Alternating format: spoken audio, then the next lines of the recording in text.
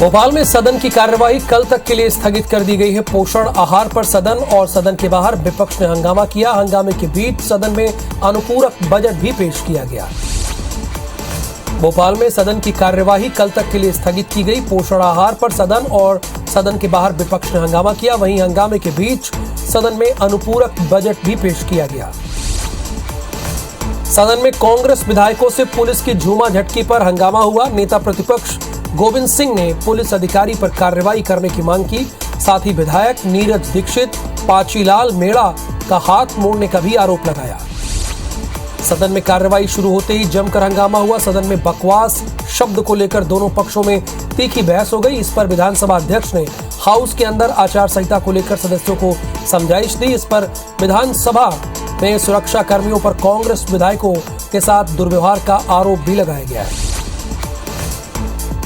नेता प्रतिपक्ष गोविंद सिंह ने मांग की है कि स्पीकर ने जांच कराने की मांग की है और स्पीकर ने कार्रवाई का आश्वासन भी दिया है। वहीं गृह मंत्री नरोत्तम मिश्रा ने कहा है कि विधायकों को नहीं रोका गया, बल्कि तख्तियों को रोका गया। कभी ये तख्ती तो कभी कमंडल लेकर आ जाते हैं। सदन में पोषण आहार मामले को लेकर स्थगन प्रस्ताव पर चर्चा से पहले जवाब पर विपक्ष ने आपत्ति जाहिर की। विधानसभा अध्यक्ष ने पोषण आहार मामले को लेकर सीएम शिवराज सिंह चौहान को वक्तव्य का समय दिया, जिन्हें कमलनाथ ने बीच में रोक दिया। संसदीय कार्य मंत्री ने बताया कि वक्तव्य पढ़े जाने की परंपरा है। नेता प्रतिपक्ष वक्तव्य का जवाब देते हैं। विपक्ष चर्चा में भाग रहा है। इस दौरान सदन में फिर हंगामा हुआ। सीएम के वक्तव्य से पहले संसदीय कार्य मंत्री और नेता प्रतिपक्ष के बीच तीखी बहस भी हुई। पूर्व मुख्यमंत्री कमलनाथ विधानसभा की कार्यवाही में शामिल हुए। उन्होंने इस दौरान चुटकी ली। उन्होंने कहा कि गोविंद सिंह अब ये सीट पक्की कर ले, यहाँ शिवराज जी बैठेंगे। वहीं विधानसभा अध्यक्ष गिरीश गौतम ने बाला बच्चन के जरिए सभी सदस्यों को नसीहत दी।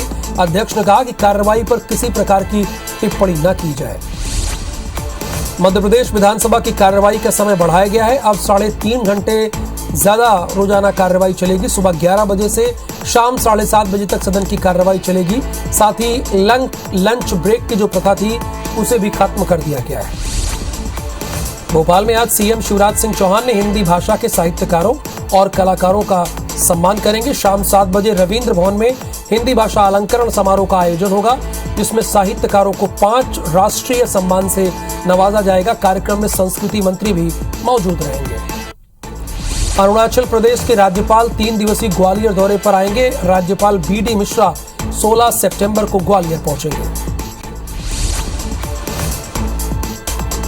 ग्वालियर में अगले 3 दिन वीआईपी मूवमेंट रहने वाला है। 15 सितंबर को एलिवेटेड फ्लाईओवर रोड का भूमि पूजन करने के लिए केंद्रीय मंत्री नितिन गडकरी आ रहे हैं। इस दौरान सीएम शिवराज सिंह चौहान, केंद्रीय मंत्री ज्योतिरादित्य सिंधिया, नरेंद्र सिंह तोमर भी शामिल रहेंगे। इसके बाद 17 सितंबर को देश के प्रधानमंत्री नरेंद्र मोदी कूनो अभ्यारण्य में आएंगे।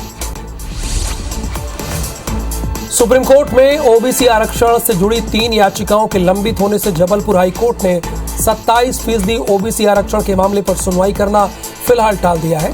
हाईकोर्ट ने राज्य सरकार को निर्देश दिया है कि वो सुप्रीम कोर्ट में लंबित याचिकाओं का जल्द निराकरण करवाए। इसके बाद हाईकोर्ट आगे सुनवाई करेगा। जबलपुर हाईकोर्ट ने मामले पर अपनी सुनवाई 13 अक्टूबर तक के लिए टाल दी है। सुनवाई करते हुए जबलपुर हाईकोर्ट ने साफ किया है कि उसने सरकार के किसी भी विभाग में नई भर्तियों पर रोक नहीं लगाई है। कोर्ट ने कहा है कि सरकार चाहे तो ओबीसी आरक्षण लागू करते हुए भर्तियां कर सकती है, लेकिन ऐसी भर्तियां हाईकोर्ट में लंबित याचिकाओं के फैसले के अधीन रहेंगी।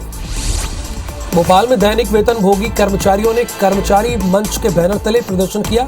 5 सूत्रीय मांगों को लेकर चिनार पार्क में धरना दे रहे हैं। उनकी मांग है कि स्थायी कर्मियों को सरकारी कर्मचारियों की तरह महंगाई भत्ता दिया जाए। साथ ही नई पेंशन नीति वापस लेने, सीधी भर्ती पर रोक लगाने की मांग की है।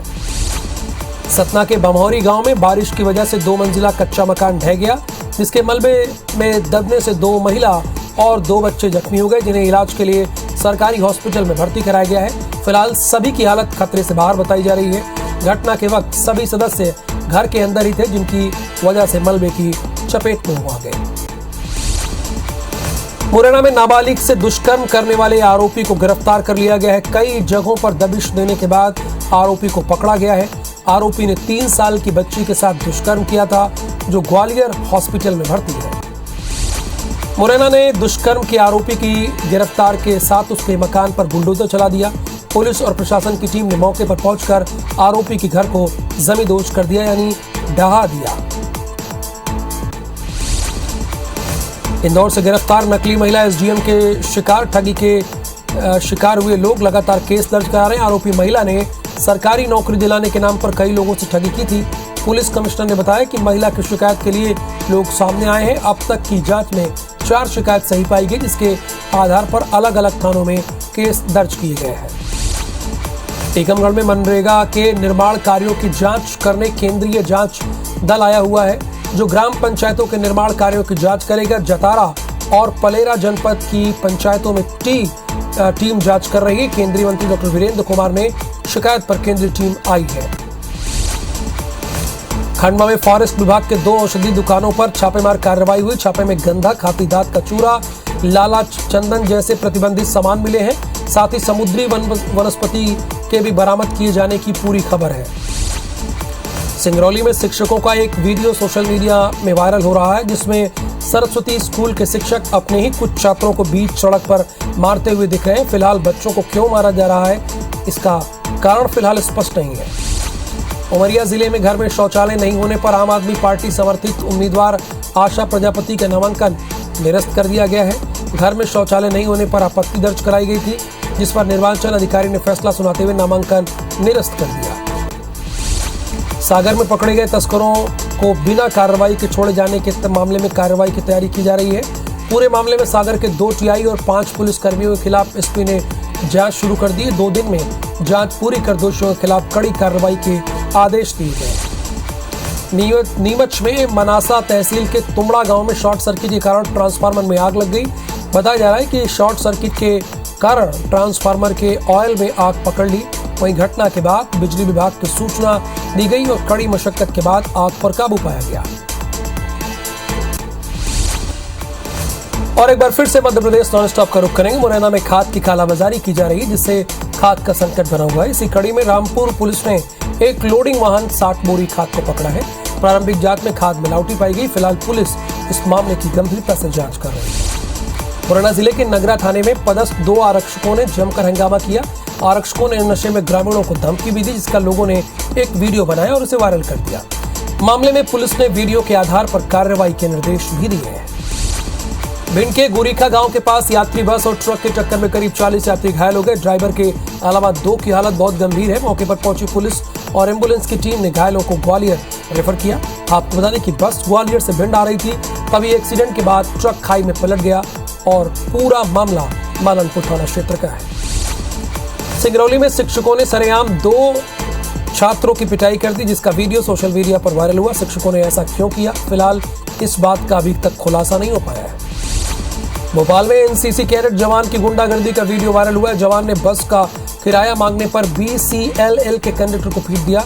घटना अवधपुरी रूट की बताई जा रही है। मारपीट से बस कंडक्टर घायल हो गया। पूरी घटना वारदात जो है पूरी वो कैमरे में रिकॉर्ड हो गई है। जबलपुर के कुसली गांव में महिलाओं ने अवैध शराब के खिलाफ मोर्चा खोल दिया है। वहीं कई बार शिकायत के बाद भी कार्रवाई नहीं हुई है।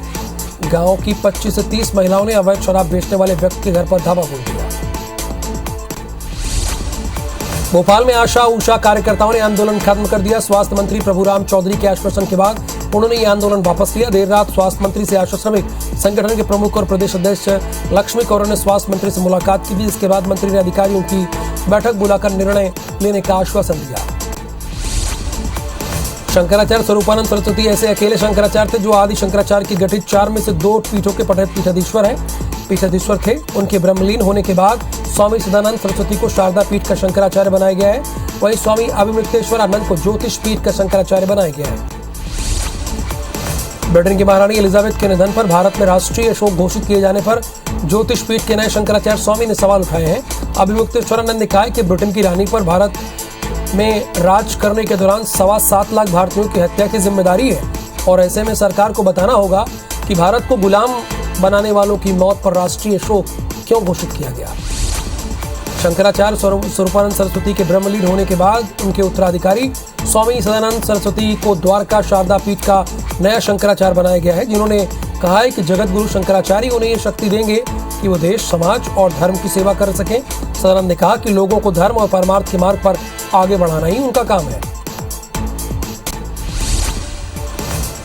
जबलपुर शहर के कुछ हिस्सों में आज लोगों को पानी नहीं मिलेगा। ललपुर वाटर ट्रीटमेंट प्लांट में वाल्व बदलने का और सुधार करने का काम हो रहा है। सुधार कार्य के चलते शहर के करीब 30 वार्ड प्रभावित होंगे।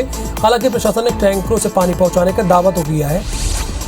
जबलपुर में बरगी बांध के गेट खुलने से नर्मदा नदी उफान पर है। बरगी बांध के कैचमेंट एरिया में लगातार हो रही बारिश के चलते ऐसे हालात बने हैं। वहीं जिला प्रशासन ने लोगों से घाट से दूरी बनाने के निर्देश दिए हैं।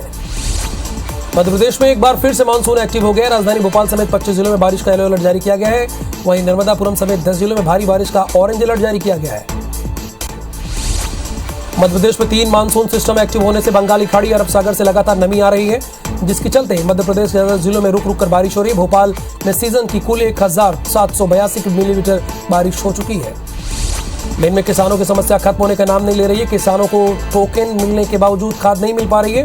किसान खाद के लिए रात भर लाइन में लगे रहे और बारिश के बीच खुले आसमान के नीचे रात गुजारी। इसे लेकर किसानों में आक्रोश है।